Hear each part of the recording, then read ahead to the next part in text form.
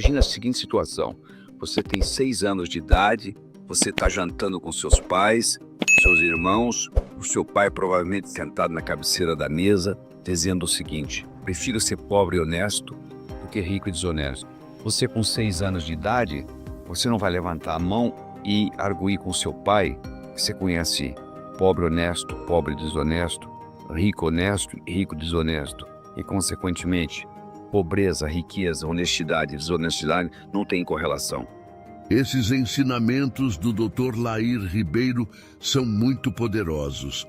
Ouça atentamente e tenho certeza que esse corte fará uma tremenda diferença na sua vida. Você não tem essa experiência para arguir com seu pai.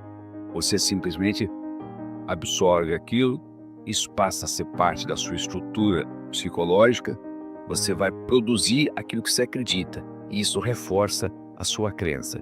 Não tem gente que faz isso a vida inteira. Então você tem que entender esta roda da abundância. Você tem que entender que ela pode ser travada como se fosse um freio de mão pelos seus bloqueios emocionais. Eu quero falar de mais um. Por exemplo, você está com 6 anos de idade, você não sabe onde você está indo, mas você sabe que é um lugar importante, porque é colocar a melhor roupa que você tem, e você chega lá e tem alguém falando assim: é mais fácil um camelo passar pelo fundo de uma agulha do que um homem rico entrar no céu. Do mesmo modo que quem estava pregando esqueceu de lhe ensinar, e há muitos e muitos anos atrás, tinha as muralhas de Jerusalém, que continuam os resquícios lá até hoje, tinha os grandes portões que eram fechados às 6 horas da tarde, porque todo camelo, toda caravana de camelo que chegasse depois das 6 não podiam passar pelos portões. O único jeito de entrar na cidade de Jerusalém era através do fundo de agulha. E a simbologia aí é que para entrar no reino dos céus, você tem que entrar humildemente e tem a tua carga material. Caixão não tem gaveta, mortalha não tem bolso. Tudo que você, entre aspas, tem, na realidade você não tem. Você está tomando conta, porque se você morre, tudo isso fica aí. Você vai levar apenas a sua experiência de vida. Mas não é verdade que se você tiver bens materiais, você não entra no reino dos céus. Eu acho que é até o contrário. Se você souber trabalhar bem com esse instrumento chamado dinheiro, isso facilita até a sua espiritualidade. Uma corda é uma corda. Você pode usá-la para enforcar alguém ou para salvar alguém do abismo. Intrinsecamente, a corda não é boa nem ruim. E não tem nada errado em você ganhar dinheiro. Agora, você tem que entender que também você não vai levar nada daqui. Você tem que fazer o dinheiro funcionar para você e para os outros. Então vamos entender melhor a anatomia e a fisiologia dessa roda da abundância. A roda da abundância tem 2 partes: o doar e o receber. Você não consegue rodar uma roda com metade, tem que ter as duas. Tem gente que tem problema em doar, são muito egoístas. Tem gente que tem problema em receber, são muito soberba. Tem gente que tanto tem problema em doar quanto em receber. Uma pequena minoria não tem problema nem em doar nem em receber. Você tem que começar a analisar no seu caso, se você tem dificuldade para doar, se você tem dificuldade para receber, ou às vezes até tem dificuldade nas 2 partes, doar e receber. Você tem que fazer a sua autoanálise e chegar a essa conclusão. Se você quiser aumentar a sua prosperidade e fazer a roda da abundância rodar com mais velocidade, girar com mais velocidade na sua vida, você tem que aprender a trabalhar com doar e receber. Quando você doa para alguém que necessita, você está tendo caridoso. Quando você doa para alguém que não necessita, você está sendo generoso. Se você dá um presente para um amigo seu no aniversário dele, e ele muito bem poderia comprar esse presente, que tem dinheiro para isso, você não está sendo caridoso para com seu amigo no aniversário. Você está sendo generoso. A recomendação é que você pratique as 2 coisas. Você tem que praticar caridade e você tem que praticar generosidade. Se você praticar só caridade, você está enviando a seguinte mensagem para o seu inconsciente: no mundo só ganha quem precisa, portanto eu vou ficar necessitado para ganhar. Se você também pratica generosidade, doando coisas, presentes para quem não precisa, você está enviando uma outra mensagem para o subconsciente, para o inconsciente. Existem 4 verbos importantes para a gente conjugar no que diz respeito à roda da abundância. É o verbo declarar, o verbo solicitar, o verbo arriscar e o verbo agradecer. O verbo declarar mostra para você a importância do ser vir antes do ter. É ser, fazer, ter. Muita gente pensa assim, se eu tivesse dinheiro, eu faria o que gente rica faz, eu seria rico. Só que não é assim que funciona. Mais de 90% dos ganhadores na loteria, 10 anos depois, estão piores financeiramente do que antes de ganhar. Então, porque ele não pertencia a eles. O que não parece com o dono é roubado. Primeiro você tem que ser, para depois fazer, para depois ter. E nós somos animais linguísticos. Nós somos através de declaração. Declaração cria realidade. Um noivo e noiva chegam perante o juiz e o juiz diz: eu declaro vocês marido e mulher. A partir daquele momento foi criada uma realidade jurídica naquele casal. Se eles quiserem se separar agora, tem que se divorciar, porque já foi declarado. E o juiz tem autonomia para isso. Você tem autonomia para fazer declarações sobre você. Se você declara que você é próspero, você passa a fazer o que gente próspera faz, você passa a ter prosperidade. Então não subestime o poder do verbo declarar e parta as suas declarações nessa área que você achar necessárias. O indivíduo que é tímido, ele não consegue muita coisa na vida, porque ele tem que saber solicitar. Tem aquele ditado, quem não chora não mama. Você tem que saber solicitar do universo, você tem que saber solicitar de Deus, você tem que fazer a sua solicitação, o que você quer. Terceiro, você tem que aprender a arriscar. Se você não estiver disposto a arriscar, é difícil você ser próspero e enriquecer. Elizabeth Kubler-Ross era uma psicóloga suíça que morou a vida toda nos Estados Unidos e que dava um curso ensinando a pessoa a morrer de 10 dias. E no último dia, ela dava uma prova para ver se você estava realmente preparado para morrer. E nesta prova tinha uma pergunta que todos respondiam da mesma forma. A pergunta era a seguinte: se você tivesse que viver a sua vida de novo, o que você faria diferente? Todos respondiam a mesma coisa: arriscaria mais. Você que está aí me escutando, quando você tiver 90, 95 anos, e alguém lhe fizer a pergunta, se você tiver que viver a sua vida de novo, você também irá responder: arriscaria mais. Arriscar mais não é fazer besteira, é um risco calculado. O trapezista no circo, ele larga um trapézio para pegar o outro, mas ele dá uma olhadinha para ver se o outro trapézio está vindo. Mas naquele período que ele largou um para pegar o outro que já está vindo, ele passa por um momento de vulnerabilidade.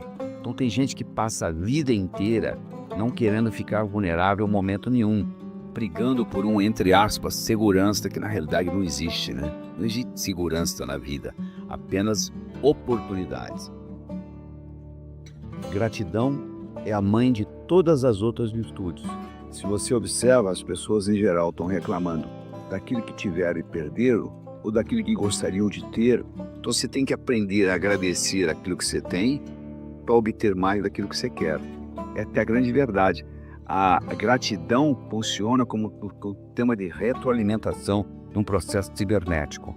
Então quando você trabalha com o verbo declarar, com o verbo solicitar, com o verbo arriscar e com o verbo agradecer, fica mais fácil você implementar mais velocidade no giro da sua roda da abundância. O problema financeiro se resolve com imaginação. Tudo que existe no universo físico, pode olhar aí onde você está, escolha o que você quiser. Esse objeto que você escolheu, primeiro passou pela mente de alguém. Primeiro passa pela mente da pessoa, para depois chegar no universo físico. O processo criativo ele é duplo. Ele primeiro acontece na mente. A riqueza é a mesma coisa. Você acha que você vai andando na rua e um dia a riqueza vai cair na sua cabeça? Não, não é assim que vai funcionar. Você primeiro tem que criar essa riqueza na cabeça. Essa é a lei do ganhar. Segunda lei é a lei do gastar. O valor do dinheiro é determinado pelo comprador e vendedor em cada transação. É importante você entender isso. Você está lendo o jornal domingo de manhã. Está o anúncio lá de um carro que você gostaria de comprar, só que está caro. Vai lá ver, você não sabe. Pode ser que a viúva lhe venda pela metade do preço, porque você vai cuidar do carro tão bem quanto o seu falecido marido. Você não sabe o que vai acontecer. O valor do dinheiro é determinado pelo comprador e vendedor em cada transação. Imagine se você esteja navegando no Rio Negro, o seu barco afunda, você tem uma mochila com $10.000. E os $10.000 estão sequinhos, protegidos dentro da mochila. Você encontra um índio que tem uma canoa e você quer que ele te leve 10 quilômetros rio abaixo. E você dá para ele os $10.000. Ele nunca viu dinheiro, quanto mais dólar. Você acha que ele vai fazer isso? Não. Agora, se você estivesse em Miami e desse $10.000, o cara te levava 100 quilômetros rio acima. E quem enriquece não é quem ganha muito, é quem sabe gastar. Se você ganha R$20.000 por ano e gasta 19, final do ano sobrou 1. Se você ganha R$100.000 por ano e gasta 110, no final do ano você deve 10. Interessante, a sociedade bate mais palmas para quem ganha 100 e gasta 110 do que para quem ganha 20 e gasta 19. Não é verdade? Só que quem ganhou 20 e gastou 19 terminou com 1. É a lei do economizar.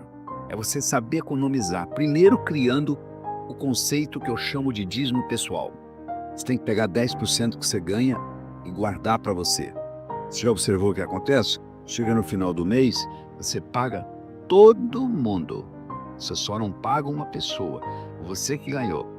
Interessante, né? Você paga o dentista, a prestação do carro, a universidade. Você só não paga uma pessoa. Você que ganhou. Isso tem que ser revertido. Você tem que fazer o dízimo pessoal. Você tem que pegar 10% e guardar. Se você estiver pensando assim, mas eu já ganhei tão pouco, bom, se você ganha pouco, 10% não é quase nada. Em outras palavras, você pode viver com 90% do que você ganha, porque tem gente que vive com muito menos do que você ganha. Quando você começa a economizar esses 10%, ocorre uma mágica na sua vida, porque você está enviando para o subconsciente a seguinte mensagem: eu vivo num universo abundante, tenho o suficiente e sobra. O seu subconsciente começa a viver um ambiente de prosperidade. Isso é muito importante. E se você está pensando assim, mas eu já ganho, eu já guardo 40%. Ótimo, mas separa os 30 dos 10, porque esses 10 vão criar um imã de dinheiro. A palavra dízimo vem de 10. Em todas as religiões do mundo, o dízimo é 10%, porque da Cábala, o 10, o 1 significa criatividade, iniciar, e o 0 significa mais.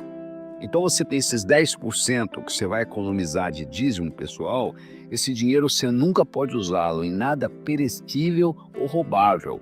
Você tem que guardar até um certo ponto, e aí você compra uma propriedade, um lote, o que seja, mas você não pode comprar em coisas perecíveis ou roubáveis, porque isso vai criar o imã do dinheiro.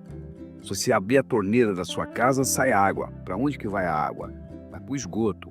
O esgoto vai para o rio vai para o mar. Para onde vai a água, então? Para onde tem água. E ódio, para quem tem ódio. E amor, para quem tem amor. E dinheiro, para quem tem dinheiro.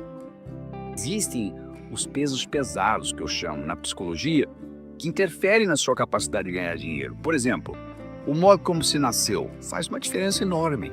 Se você não foi bem-vindo ao mundo, se você vai visitar uma cidade, você tem uma experiência ruim naquela cidade, você não quer voltar naquela cidade, não é verdade? Porque você tem uma experiência ruim. Se você chega aqui e você tem 14 horas de trabalho de parto, já ficou complicada a sua chegada. Então, o modo como você nasceu faz uma diferença enorme. E não adianta você fazer terapia, porque os traumas do nascimento, naquela época você não tinha linguagem. Eles são codificados a nível celular. Você tem que trabalhar com terapias corporais.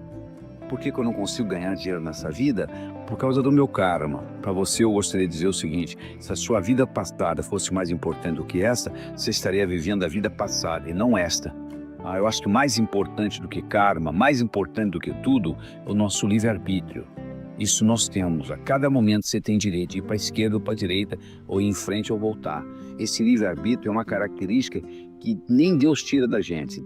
Cada um tem seu direito ao livre-arbítrio. Eu acho que se você estivesse vindo aqui para viver exatamente uma história já totalmente escrita, na minha opinião, seria uma sacanagem cósmica. Na realidade, nós somos co-criadores da nossa existência. Eu recomendo que você escute ele pelo menos 5 vezes para mexer na sua estrutura psicológica e coloque em prática. Porque não adianta só se escutar.